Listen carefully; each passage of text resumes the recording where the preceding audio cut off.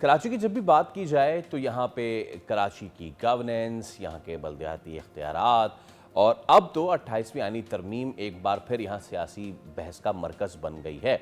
और ऐसे में एमक्यूएम पाकिस्तान के सीनियर रहनुमा डॉक्टर फारूक सत्तार ने सिंध हुकूमत पर गुज़िश्ता दिन शदीद तनकीद की है।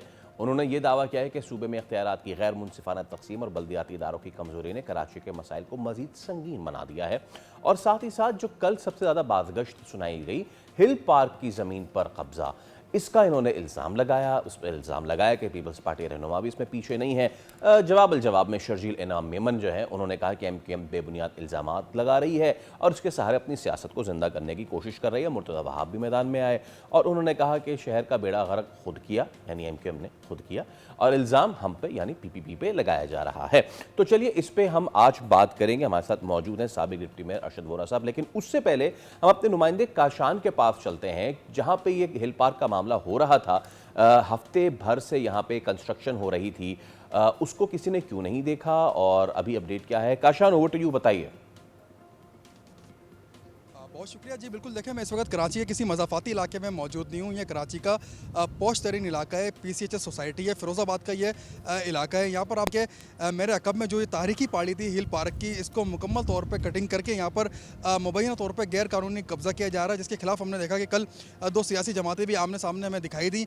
सबसे पहले एमक्यूएम पाकिस्तान की जानिब से इसी मकाम पर प्रेस कॉन्फ्रेंस की गई और एमक्यूएम पाकिस्तान की जानिब से जो मुबैना तौर पर यहाँ पर गैर कानूनी कब्ज़ा हो रहा है, इसके खिलाफ कार्रवाई का भी फैसला किया गया है। उसके बाद मेयर कराची की जानिब से भी रद्द-ए-अमल सामने आया और मेयर कराची की जानिब से ये कहा गया कि किसी भी किस्म की केएमसी की जानिब से इसकी एनओसी या अलॉटमेंट नहीं दी गई थी। कैमरामैन दानिश शकील आपको ये मनाजिर दिखाएंगे कि मेरे अक़ब में जो पहाड़ मौजूद है इसको काट दिया गया है और साथ ही साथ आप सामने देख सकते हैं कि बड़े रकबे में बड़े पैमाने पर जो है बाउंड्री वॉल यहाँ पर खड़ी कर दी गई थी। मेयर कराची से जब हमने मौक़िफ़ जानने की कोशिश करी तो मेयर कराची की जानिब से कहा गया कि एक हफ़्ते कबल ही किसी अंबर नामी खातून की जानिब से उनको दरख्वास्त मौसूल हुई थी और मैडम अंबर की जानिब से जो है यहाँ पर बताया गया था कि यहाँ पर किसी किस्म की गैर कानूनी सरगर्मी हो रही है। तो मेयर कराची की जानिब से उन मुताल्लिका खातून की दरख्वास्त पर बताया जा रहा है कि कार्रवाई अमल में लाई गई थी और मेयर कराची की जानिब से एसएसपी ईस्ट को भी खत लिखा गया है और एसएचओ फ़िरोज़ाबाद को मरासला अरसाल कर दिया गया है कि यहाँ पर सिक्योरिटी जो है वो तैनात की जाए। और दूसरी जानिब मेयर कराची की जानिब से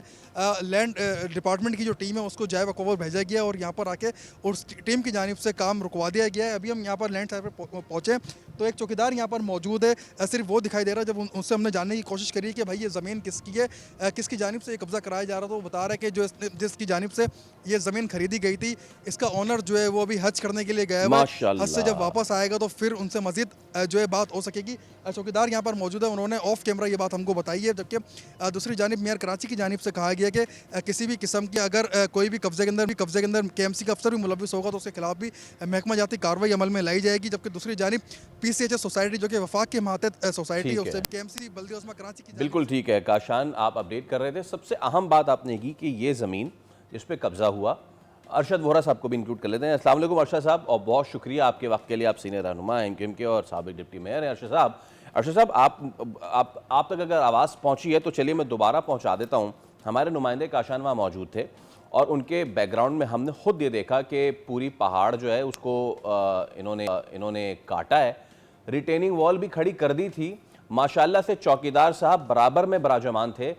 केएमसी शहर की प्रॉपर्टी, उस पे कब्जा करके चौकीदार बिठा के, चौकीदार साहब कह रहे हैं जिन साहब की जमीन है अल्लाह माशाल्लाह हज करने गए हैं, आएंगे तो बात होगी।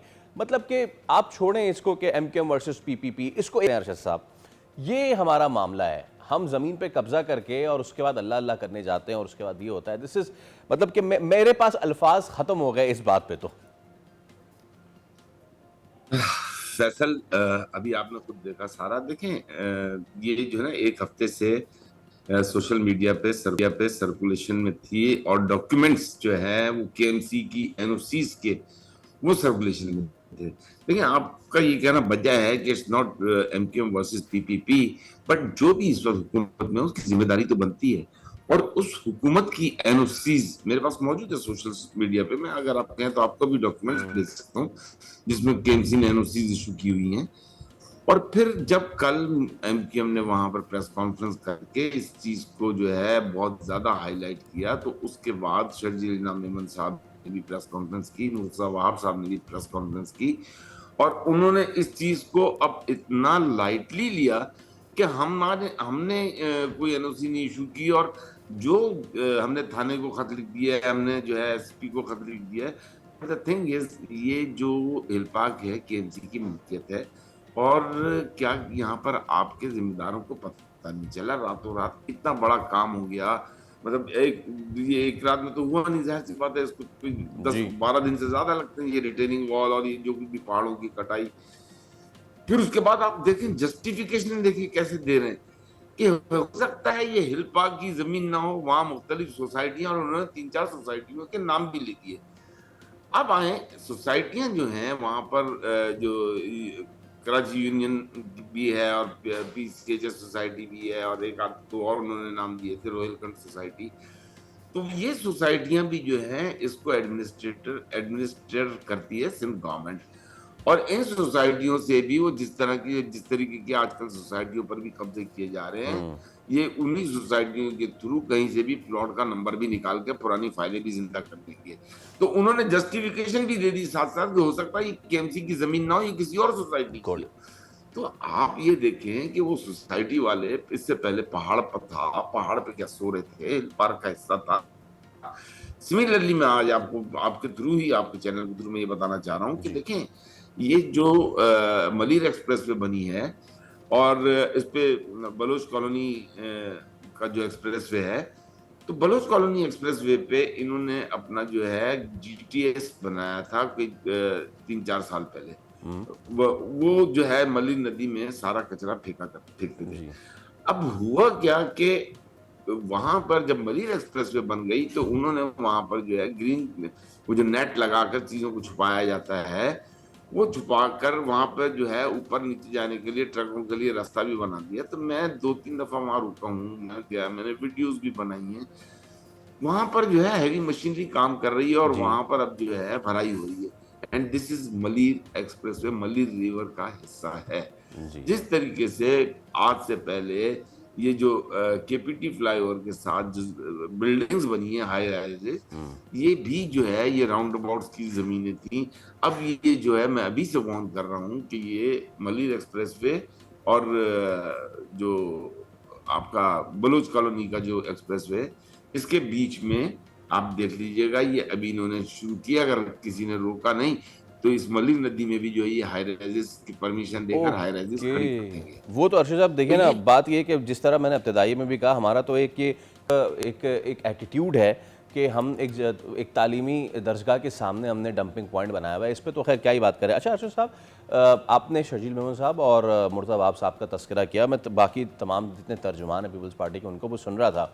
उन्होंने सीधा सीधा आप पे इल्ज़ाम लगाया है। उन्होंने कहा है कि हमें सब पता है कि चाइना कटिंग कौन करता था, हमें सब पता है कि क्या होता था क्या नहीं होता था। तो इस पे मैं चाहूँगा आप ज़रूर अपना रिएक्शन दें कि जो ये आप पे इल्ज़ाम तराशी हो रही है उस पर आप क्या जवाब देंगे। देखिए, ये जो बात कह रहे हैं, पुराने वक्तों की जो बातें कह रहे हैं, चाइना कटिंग की, शायद अगर आप बात कर रहे हो तो अब तो चाइना वाले भी पूछते हैं कि where is this China cutting. तो ये देखें, अच्छा, फिर जो भी काम अगर मैं समझता हूँ कहीं पे कोई हाई राइजेस तो नहीं बनी, गरीबों की बस्तियां बनी हैं, ठीक है ना? और गरीबों की बस्तियां अगर कहीं बनी भी हैं, आज भी कराची में जो है तकरीबन मेरे हिसाब से 550 कच्ची आबादियां हैं। जी। और उन कच्ची आबादियों में से कुछ रजिस्टर्ड हैं, कुछ 200-250 रजिस्टर्ड हैं, बाकी अनरजिस्टर्ड कच्ची आबादियां हैं। हमें देखें, हमें प्रॉपर प्लानिंग करनी पड़ेगी, चाहे वो एमकेएम हो, चाहे पीपल्स पार्टी हो, चाहे कोई और जमात हो। हमें जो है इस कराची के लोगों को सही गिनकर और उनकी आबादगारी का एक प्लान बनाना होगा। हमें जिस तरीके से खारादर में आप देखते हैं कि खारादर में बिल्डिंगें गिर रही हैं, ये जी। पिछले चंद सालों में 20-20, 22-22 हमवात हुई हैं बिल्डिंगों के गिरने से। और फिर उसके बाद जो है एसबीसीए भी जाग जाता है, गवर्नमेंट भी जाग जाती है, और वो बिल्डिंगों के अड़ोस पड़ोस की बिल्डिंगों को ताला लगाकर जो है, और वो फिर लोगों को बाहर निकाल दिया जाता है। नहीं, दिस इज रॉन्ग। आप उन बिल्डिंगों को आप पूरे खारादर में देख लें कितनी जितनी बिल्डिंग है, आप जो है उसकी जगह किसी जगह पे हाई राइजेस बना के उन सबको अकोमोडेट करके उन जगहों को तोड़ के वहां पे पार्क्स बना दें, वहां कोई हिस्टोरिकल म्यूजियम टाइप का बना दें। बेहतर तो ये होगा कि आप पार्क बनाए, कराची को पार्क्स की जरूरत है। कराची को सीमेंट और सरिये से अब जितना बचाया जा सकता है बचाना चाहिए, और कराची के डेंसली पॉपुलेटेड एरियाज जो हैं उनको, जो पुराने एरियाज हैं उनको वाकई जो है डिमोलिश करके हाई राइजेस पे ले जाके जमीन कम इस्तेमाल हो, और फिर उसके बाद जो जमीन बचे उसको पार्क्स, प्लेग्राउंड्स इसके लिए इस्तेमाल होना चाहिए। ये अगर कराची के साथ ये प्लानिंग कोई कर सकता है तो इफ़ आई कराची के वो में लोग अरशद साहब, इफ़ आई में आप yeah. हाई राइजेस की बात कर रहे हैं, that's a very technical thing. चलिए अगर बात चल ही निकली है तो बात कर लेते हैं। जिस शहर में पानी का बहरान है और जिस शहर में बहुत सारे जो तकनीकी मालूमात रखने वाले लोग हैं वो इन हाई राइजेस को ही मुर्द इल्ज़ाम ठहराते हैं कि पानी की डिस्ट्रीब्यूशन इनकी वजह से ठीक नहीं हो पाती है। वहाँ पे कैसे ये मामला हो पाएगा? ईद पे हमने देखा कि पानी का बहरान था, ये अलग बात कि टैंकरों में पानी आ रहा था। यही डिस्कशन हम सबका होता है कि इस शहर को जो है पानी टैंकरों से मिल जाता है, नलों से नहीं मिलता। अब मैं आपको एक खुशखबरी देना चाहूंगा कि इंशाअल्लाह ताला इस साल के आखिर तक मुत्तहदा कौमी मूवमेंट की काविशों से, कोशिशों से और फेडरल गवर्नमेंट के बजट से K4 का 26 करोड़ गैलन इजाफी पानी कराची को मिलना शुरू हो जाएगा। अब उसकी इंतहा ये देखें कि उसकी ऑगमेंटेशन के लिए, उसके डिस्ट्रीब्यूशन चैनल्स के लिए पाकिस्तान पीपल्स पार्टी को वर्ल्ड बैंक ने 100 अरब रुपए दिए हुए थे।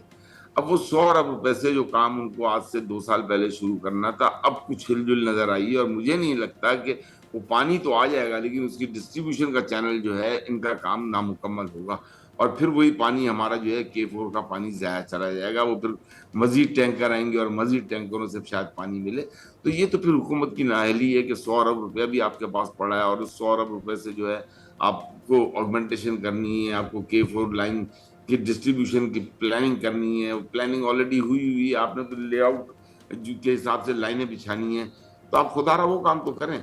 आपके सामने जिस तरीके से ग्रीन लाइन के साथ जो जुल्म हुआ है वो आपने देख लिया, फिर उसके बाद ग्रीन लाइन को रोका था। अब जो रेड लाइन या ऑरेंज लाइन जो है ये यूनिवर्सिटी रोड वाली, अब वहां आप देखें कि उसको 4 साल से आप बना रहे थे।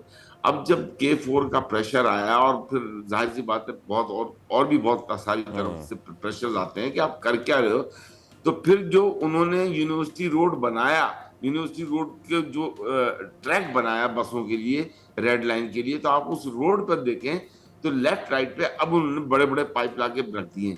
अरे भाई, आप लोगों को पता नहीं था कि इस जगह अगर पाइप डालने हैं तो जब आपने खुदाई की थी उस वक्त तो पाइप पहले डाल डालना देते चाहिए था। खैर एक बार फिर अरशद भाई, ये एक और ऐसा टॉपिक है कि इस पर तो वहाँ जाके प्रोग्राम हो। अच्छा, जब मेरे पास सिर्फ 30 सेकंड से 1 मिनट का वक्त है, मैं एक आपकी मौजूदगी का फ़ायदा उठाते हुए एक सवाल और करना चाहूँगा। आपको अर्के गुलाब और अतर और ऊद की खुशबुएँ आई इस बार कराची से, सड़कों से? आपको आई तो हमें बताएं, हमें तो नहीं आई। किसने कह दिया? आप किस ड्रीम की बातें कर रहे हैं? मैं आपके दोस्त मुर्तज़ा की बात कर रहा हूँ। उन्होंने कहा हमने अलाइशें भी उठाई हैं, सब कुछ किया है, तो इसलिए मैं आपसे पूछ रहा हूँ, हो सकता है आप कराची के उस पेरिस वाले इलाके में रहते हो जहाँ पे शर्मिला साहबा को भी पेरिस लगता है। कॉन्स्टिट्यूएंसी जो है वो खारादर है, गार्डन है, रनछोड़ लाइन है, रामस्वामी है, और पूरा कराची जो है वो मेरा है। मैं कोई हल्के की बात क्या करूं, मुझे जो है देखें, इस कराची में कचरा नहीं उठ रहा। आपको मानना पड़ेगा, ये आलाइशें तो चले वक्ती है, 4, 5, 6 दिन, 10 दिन पड़ी रहेंगी, महीना पड़ी रहेंगी। हम जो साल से भुगत रहे हैं, हमारे यहाँ जो कचरा नहीं उठ पा रहा है, कचरे की स्मेल, आप किसी गली में चले जाएं आपको वहां पे कचरा नजर आएगा। आप छोड़े सारी, आपकी इतनी बड़ी इंडस्ट्रियल स्टेट है साइट, आप साइड से जब वापस आ रहे होते हैं, वो गटर जो भरा हुआ है, आधी सड़क पे कचरा, आधी सड़क पे गटर का पानी, आप यकीन करें इतना बुरा लगता है कि वहाँ क्या फॉरेनर आएगा, क्या फॉरेन इन्वेस्टमेंट आएगी, क्या बाहर आएंगे। सर छोड़ें सर, मैं तो रिक्वेस्ट करता हूँ कि एक दिन हम चलते हैं साथ, बाहर एक प्रोग्राम करते हैं पूरा कराची पे। तो मैं आपको कराची, आप यकीन करें, आपने भी देखा हुआ होगा, लेकिन अल्हम्दुलिल्लाह मुझे कराची की गली गली का पता है। मैं आपको कराची के तमाम यूनियन काउंसिल्स में एक प्रोग्राम, हफ्ते का प्रोग्राम हो पूरा, ताकि जो है ना एक दिन में आप कम से कम 4-5 यूसीज तो कवर करें। बिल्कुल डन है। बहुत शुक्रिया अरशद वोरा साहब हमारे साथ मौजूद थे। सब्सक्राइब करें और बेल दबाएं ताकि कोई खबर रह न जाए।